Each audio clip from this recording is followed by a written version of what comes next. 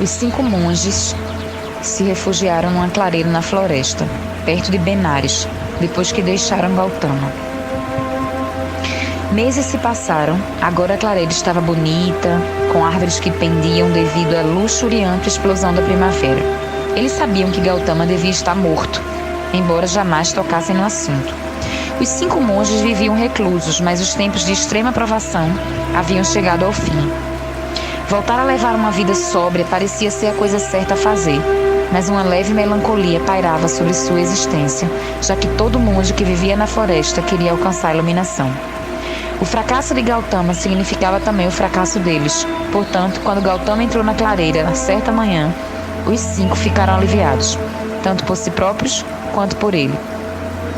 Depois que cumprimentaram efusivamente e expressaram sua alegria, os monges sentaram e esperaram que o irmão descrevesse o que acontecera. Era como se ele tivesse voltado dos mortos.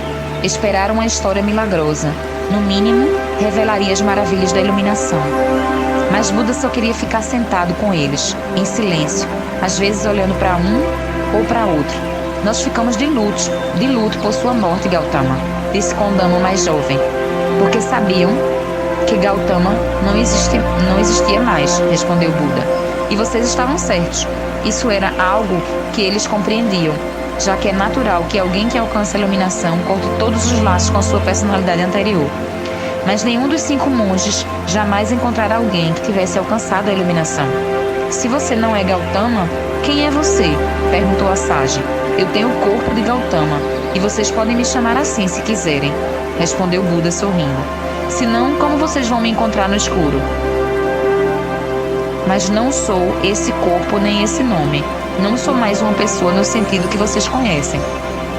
Isso me diz o que você não é, mas ainda não sei o que você é, redarguiu Assaji. Em vez de responder, Buda fechou os olhos e entrou em Samadhi, algo que tinham presenciado inúmeras vezes. Assaji estava prestes a sinalizar que eles deviam fazer o mesmo, quando de repente Gautama abriu os olhos. O monge estava acostumado a deixá-lo em silêncio durante dias a fio. Você quer meditar sozinho? Podemos deixá-lo se quiser. Não é isso, meu caro amigo. Conversei com poucas pessoas desde que me tornei iluminado. Uma delas me abençoou com o conhecimento do bem e do mal. Mas até agora ninguém havia me perguntado quem eu sou. Vocês me concederam outra bênção. Como assim? Quando fechei os olhos, vi minhas vidas passadas, 10.000 vidas, e vivi cada uma delas, cada momento. Ai meu Deus, 10.000 vidas. Eu achava que a gente só vivia 108 encarnações. Mas vamos lá. Os 5 monges ficaram surpresos. Num piscar de olhos, exclamou Kondama. Buda sorriu. Em 2, se preferir. Desde a infância, nos dizem que o ciclo do nascimento e do renascimento nos trouxe a vida diversas vezes. Mas quando voltei para essas vidas, descobri que eram todas iguais. Sou todas as vidas que vivi, e ao mesmo tempo não sou nenhuma delas, pois posso estar aqui ou acolá, sempre que desejar. Esse é o conhecimento que o libertou? Você me pergunta isso porque de fato deseja saber, ou porque se sente ansioso e inseguro? Assaji pareceu constrangido. É um feito sobre-humano. Se é preciso algo assim para alcançar a iluminação, que esperança nos resta? Somos apenas monstros comuns. Os outros murmuraram, concordando. Não voltei para desencorajá-los nem para intimidá-los. Você me perguntou quem eu sou, e agora eu posso dizer. Também posso dizer quem você é. Você não é um eu à parte. Possui um nome a que responde quando chamado, mas também respondeu a outros 10.000 nomes. Qual deles é o seu eu verdadeiro? Nenhum deles.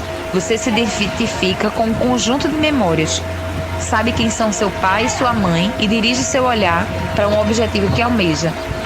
Mas você já fez isso 10.000 vezes antes. Portanto, suas memórias, seus pais e seus objetivos são temporários. Eles mudam tão rapidamente quanto o inseto que nasce e morre num único dia. Os 5 monges prestaram muita atenção nas palavras de Buda. Mais do que isso, suas palavras faziam-nos mergulhar neles mesmos. Era quase como entrar num samadhi com os olhos abertos. Viram exatamente o que ele descrevera. Mas Assaji ainda estava ansioso.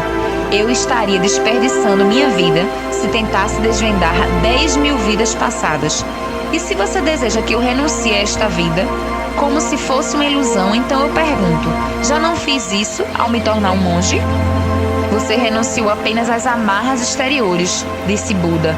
Uma túnica cor de açafrão não liberta o desejo, e o desejo é o que o mantém prisioneiro. Você nos disse essas mesmas palavras quando estávamos na montanha. Mas em 6 anos não conseguimos nos livrar do desejo. Nosso karma nos persegue e nos faz obedecer ao que ele ordena. E é por isso que vim procurá-los, em vez de ir até a minha família, disse Buda. O que eu lhes pedi para fazer na montanha foi um erro. Quero compensá-los por isso. Você não nos deve nada, respondeu Assaji logo em seguida. Não falo de dívidas. Elas deixam de existir quando o karma chega ao fim. Meu erro levou-os a uma armadilha. Eu acreditava que estava em guerra com o desejo.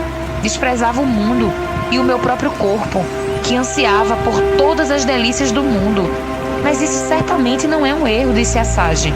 Do contrário, não faria sentido fazer votos. A vida santa deve ser diferente da vida mundana. E se não houver vida santa? Perguntou o Buda. Entendam, mesmo a santidade é o alimento para o ego. Vocês desejam ser diferentes, querem estar seguros, querem ter esperança. E por que isso seria errado? Perguntou Assaji. Porque essas coisas são sonhos que os tranquilizam. E o que veríamos se não estivéssemos sonhando? A morte. Os 5 monges sentiram um arrepio. Não valia a pena negar o que o seu irmão dizia, mas sentiu-se sem esperança ao aceitar aquelas palavras. Todos vocês têm medo da morte, assim como eu tinha. Então, inventam uma história para eliminar o medo. Depois de algum tempo, acreditam nessa história, mesmo que tenha sido criada pela própria mente de vocês. Sem esperar a resposta, ele pôs a mão no chão e pegou um punhado de pó. A resposta para a vida e para a morte é simples, está na palma da minha mão. Jogou o pó para cima. Ele permaneceu suspenso como uma nuvem turva por 1 segundo antes que a brisa o levasse embora. Pensem no que acabaram de ver, disse Buda. O pó retém sua forma por um breve momento quando jogamos no ar. Assim como o corpo retém sua forma durante sua breve vida. Quando o vento o faz desaparecer, para onde vai o pó? Ele volta para sua fonte, para a terra. No futuro, esse mesmo só permitirá o crescimento da grama e será engolido por uma gazela que comer a grama. O animal morre e volta ao pó. Agora, imagine que o pó vem até vocês e pergunta: quem sou eu? O que vocês dirão a ele? O pó está vivo numa planta, mas está morto aos nossos pés, numa estrada. Move-se dentro de um animal, mas fica inerte quando está enterrado nas profundezas da terra. O pó contém a vida e a morte ao mesmo tempo. Então, se vocês responderam à pergunta, quem sou eu? Com uma meia resposta, estarão cometendo um erro. Buda fez uma pequena pausa antes de prosseguir. Voltei para lhes dizer que vocês podem ser completos, mas somente se virem a si mesmo dessa maneira. Não existe vida santa. Não há uma guerra entre o bem e o mal. Não há pecado nem redenção. Nada disso importa para o seu eu verdadeiro, mas tudo tem enorme importância para o seu eu falso. Aquele que acredita num ser à parte. Vocês tentaram levar o seu eu isolado, com toda a sua solidão, sua ansiedade, seu orgulho, até as portas da iluminação. Mas ele jamais atravessará essas portas, porque é uma ilusão. Enquanto falava, Buda soube que aquele sermão seria o primeiro de muitos por vir. Ficou surpreso ao perceber que palavras eram tão necessárias. Antes, esperava curar o mundo com um toque, ou simplesmente pela sua mera existência. Mas o universo tinha outros planos. Como posso me enxergar como um todo quando aquilo que chamo de eu se encontra no separado? Tenho somente um corpo e uma mente com os quais nasci. Olhe para a floresta, respondeu Buda. Nós a atravessamos todos os dias e acreditamos que seja a mesma floresta, mas nem uma única folha é a mesma do dia anterior. Cada partícula do solo, cada planta e cada animal estão constantemente mudando. Você não pode se tornar iluminado como essa pessoa isolada que percebe ser, porque ela já desapareceu juntamente com tudo que sumiu ontem. Os 5 monges ficaram estupefatos ao ouvir essas palavras. Eles sentiam reverência por Gautama, mas agora suas crenças exigiam uma revolução. Se o que ele dizia era verdade, então nada do que tinham aprendido poderia ser verdade. Não existia vida santa, nem guerra entre o bem e o mal, nenhum deles falou durante um bom tempo. O que poderiam dizer a um homem que afirmava que eles nem mesmo existiam? Trouxe a inquietação comigo, mas não foi minha intenção. Disse isso com sinceridade, depois de pensar bastante. Não tinha percebido que seu despertar fosse perturbar tanto as outras pessoas. Um piscar de olhos, tão rapidamente quanto vir as 10.000 vidas passadas, enxergou a difícil situação da humanidade. Todos estavam adormecidos, totalmente alheios à sua verdadeira natureza. Alguns tinham sonos intermitentes, percebendo aqui e ali a verdade, mas logo adormeciam novamente. Esses eram afortunados. A grande maioria dos seres humanos jamais vislumbrava a verdade. Como poderia lhes dizer o que de fato queria dizer? Todos vocês são Buda. Percebo que se ficar aqui, apenas os deixarei mais perturbados, disse ele. Então ajudem-me. Devemos juntos conceber um Dharma que não assuste as pessoas, a começar por vocês, meus irmãos receosos.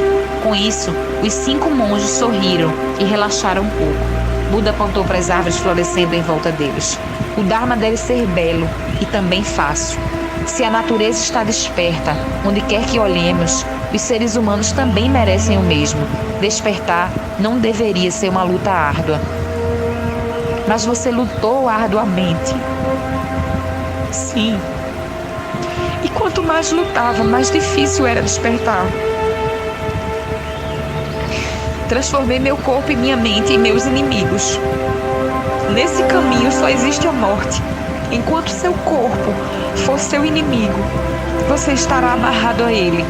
E o corpo não tem outra alternativa senão morrer. A morte jamais será derrotada até que se torne irreal. Anos mais tarde, Passage se lembraria de que uma tempestade começou a atravessar a floresta enquanto Buda falava. Os relâmpagos entrecortaram suas palavras e iluminaram seu rosto, que não era mais o semblante ardente e ansioso de Gautama, e sim uma face etérea, serena.